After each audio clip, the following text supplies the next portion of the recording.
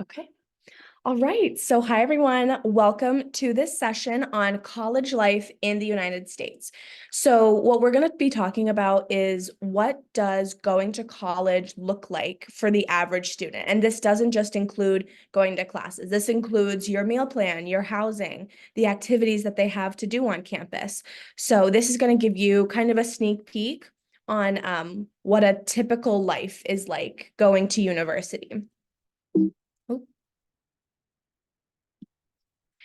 Oh, I skipped to the end. Hold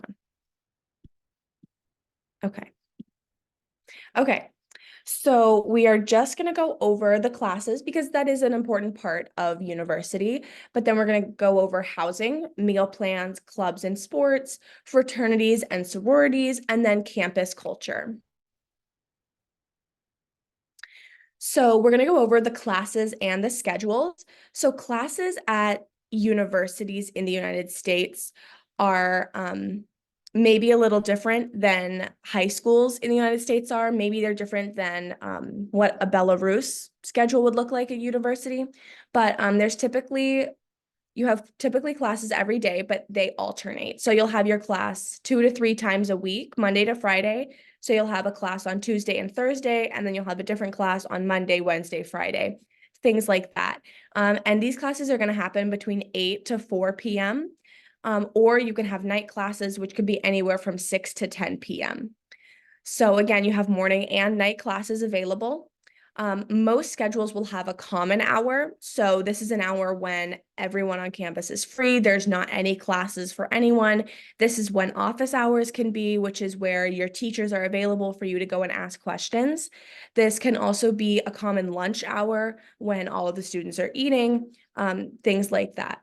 And then at my school, a lot of students work during their common hour. So personally for me, the common hour on my schedule is when I'm working at my student worker job. And then academic activities outside of class might also be a part of your schedule. A lot of times lecturers and different academic and educational activities will go on, and your teacher might require you to attend those as part of a class. And then homework is due daily, pretty much. There are some days you might not have any, but at least for most of the classes that I've taken, you have homework due every single day. And participation in class is super important. So you have to come prepared with that homework. And so just to give you an example of a schedule, this is what my schedule looks like today. So as you can see, Education USA is in the morning. And then I have a class at 10 a.m., which is medieval Spanish literature. I need that for my major. It's a little niche, but it's a really fun class. And so that's 10 to 11. And then I have lunch, which is 11 to 12:30. And then I go to my student worker job. I work at my school's study abroad office. So that's where I am for 2 hours out of the day. And then the next class that I have is Russian class. And then after that, I have tutoring. And then I also have a chance to kind of do some homework, wrap up anything that I need to wrap up for the next day. And then I have dinner from 6 to 7. And then I have a night class from 7:15 p.m. to 9 p.m. The name of it is quantitative reasoning, but it's really how to teach math to students. That's what the class is about, because I'm an education major as well. So that's an example schedule of what a day could look like. Some people's days are not going to be this busy. Some people's days are going to be busier. So it really depends on what your classes are, what your activities are, and the things you do. And so this schedule is going to change if I had a club or if I had a sport to play. It would probably look completely different. So this is just an example of what I do every day, just to kind of give you a feel for it. And then on Tuesday, my schedule is going to be completely different. So I'm not going to have medieval Spanish literature, and I'm not going to have Russian class or quantitative reasoning on Tuesday because it's a different day and it alternates, if that makes sense. If it doesn't, raise your hand or just shout it out. I'll explain it again. Okay, so now we're going to move on to student housing. So many students live on campus, and they live in student housing. So student housing is housing that is near campus or on campus, and it's typically owned by the school. So the school knows that students are going to be living there. Students can live in a classic dorm, which is what I have pictured here with a roommate. Or you can live in an apartment style. That's currently what I'm living in right now.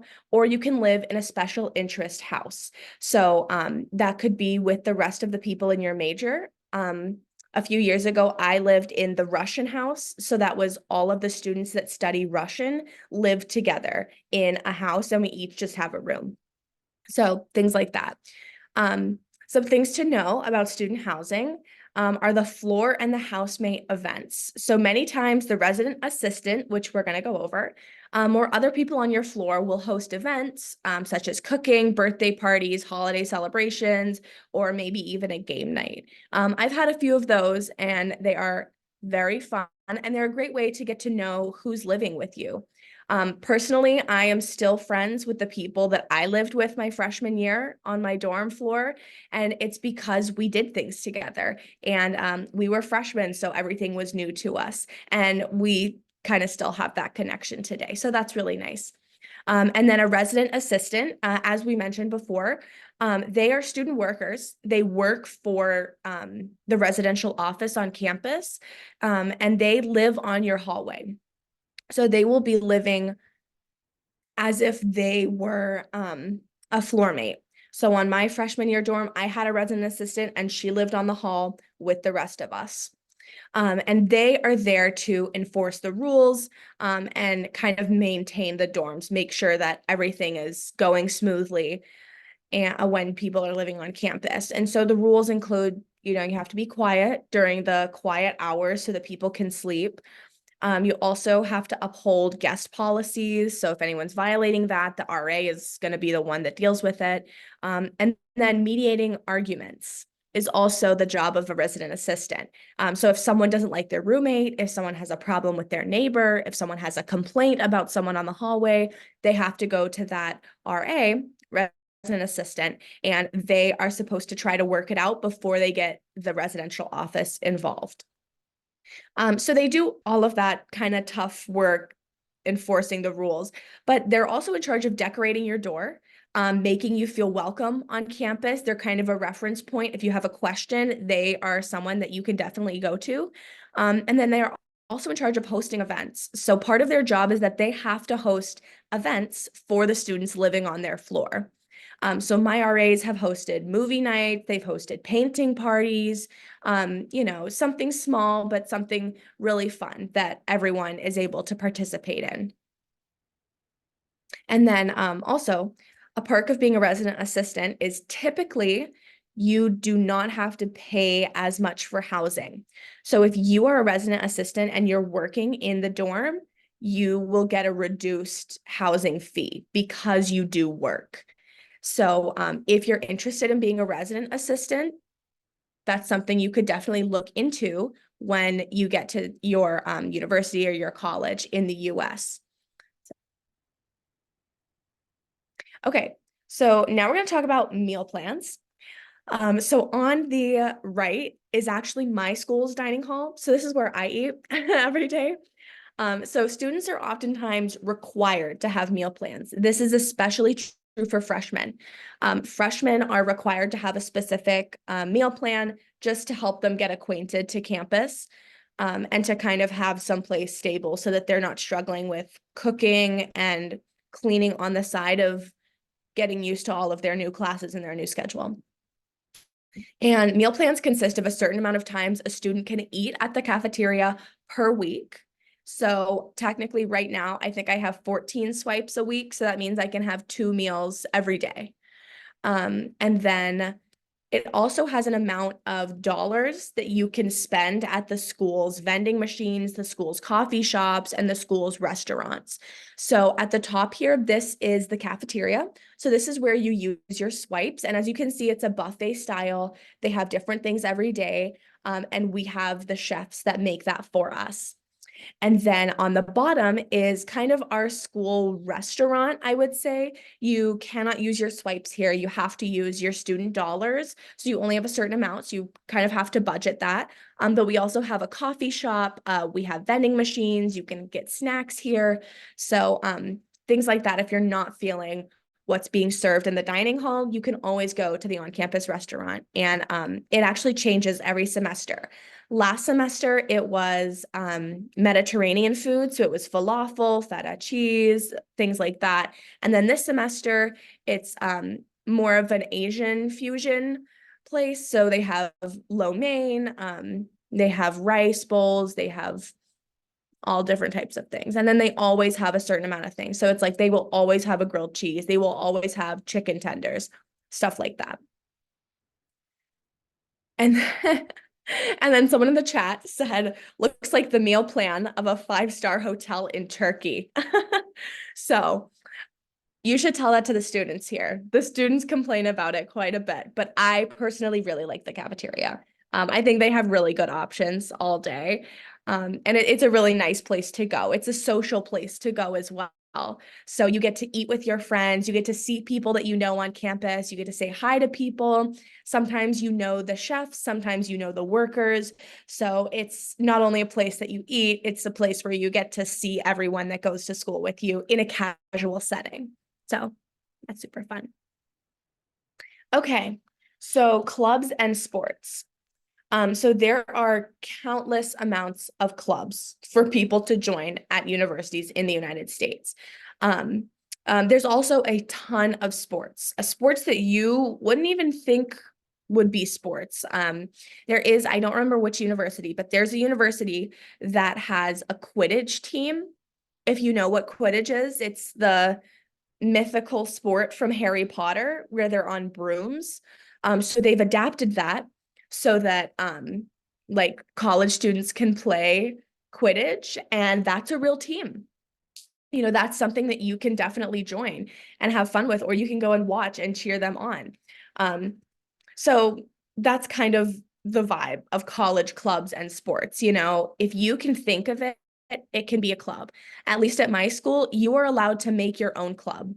As long as you have enough members and you have a faculty member that's supporting you, you can start anything you want. And a ton of students have started clubs that they've wanted to see on campus. So it's a really good way to kind of develop leadership and take initiative. And if you really want that club, you'll get that club. So that's awesome. And then each year, schools will typically host an involvement fair. And I have that pictured on the right. I don't know if you can see my mouse, but I'm circling it.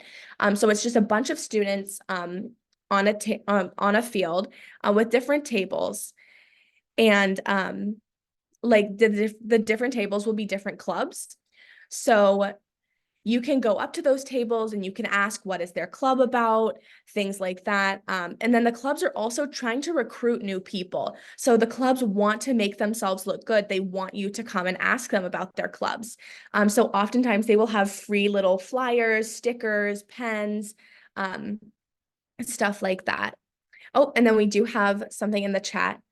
Okay, so they have Quidditch at Iowa State. And they have a huge sports recreation center, and one of the sports is Quidditch.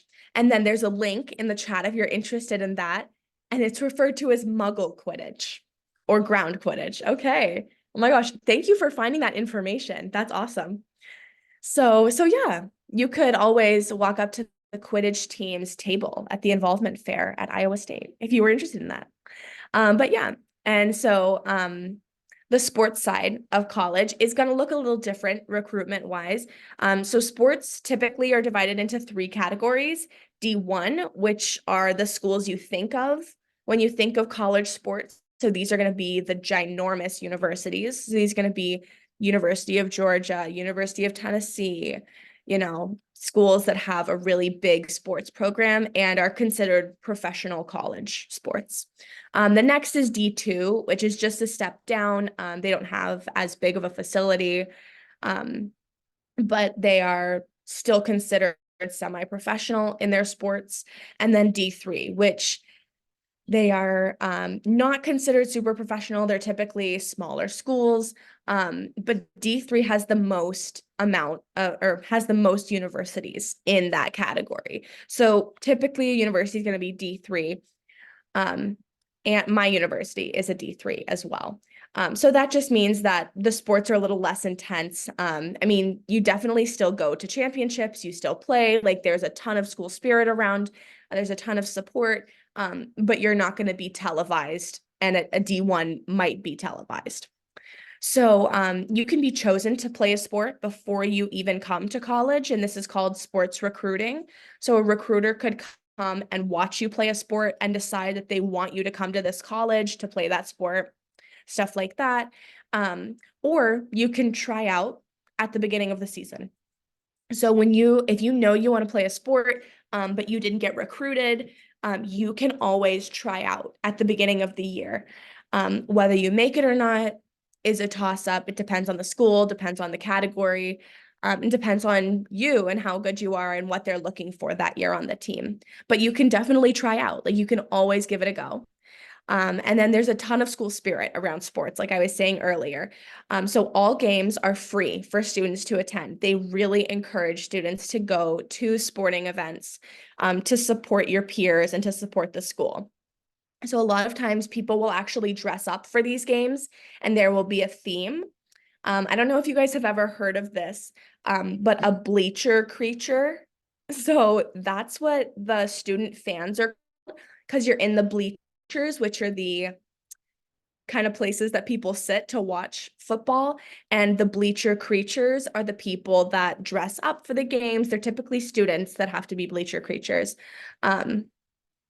But they dress up for the games, they lead people in cheers, they get really excited about the games. So that's a really fun part of at least college and high school football for sure. It also happens in basketball, sometimes for soccer even, maybe lacrosse, just, sports like that. So it's really fun. And if you ever get the chance to attend a college, university sports game, you definitely should, because they are super fun.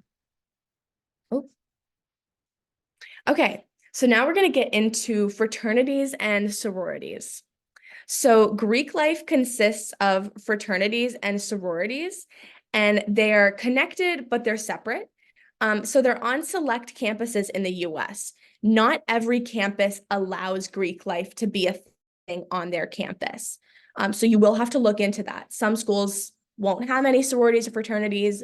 A lot of schools will have sororities and fraternities. And then most of these are national organizations that just have multiple branches around the country. So at my school, personally, there is a Kappa Delta, and there is a Kappa Delta in quite a few other states. So I know people here that are in Kappa Delta, and I know people from my hometown in Georgia that are also in Kappa Delta. So they live on opposite sides of the country. They don't know each other, but they're considered to be sisters, if that makes sense. So Greek life is an opportunity for students to develop leadership skills and have that community. They do have a ton of alumni connections. So if you are in Kappa Delta and you know someone else that's a professional that used to be in Kappa Delta, that's an opportunity for you to network because you have that common ground. So sororities and fraternities are not known for that, but that's a really big part of fraternities and sororities to keep in mind. So on the left, we have just fraternities, and they're typically male run, and they're known for their parties and for philanthropy. And so philanthropy is basically community service. So a ton of fraternities will have a philanthropy project that they have to do every year. They have to raise a certain amount of money for a certain organization, things like that. And then sororities on the right are typically female run, and they're also known for throwing parties, but they are known for hosting elaborate recruitment events as well as philanthropy. And so you can already see the difference in the picture. So the sorority has matching t-shirts, they have hats on, they have decorated letters, and the men are a little bit more in a casual setting with this. So they're just holding up their flag, they're just smiling, having fun, and they're having fun too. But they are, taking it a step further. They're being very elaborate. They're being, super, super fun. And I was personally in a sorority, and it's true. Like we dressed up for recruitment. We had our letters. We marched around campus. It was really fun. But then they're also known for philanthropy because sororities will oftentimes also do projects that require raising money for an organization or a good cause. Okay, and then campus culture. So every campus has its own unique traditions and those are campus-wide events and those are activities and they typically happen throughout the year. So these are just the activities that my campus puts on every year. So the first one is Folks and Blues, and this is like a poster from 2021. And this is basically a like jazz concert that's put on every year. So they give away t-shirts, they give away pizza, they bring in musicians, they have a stage set up on campus.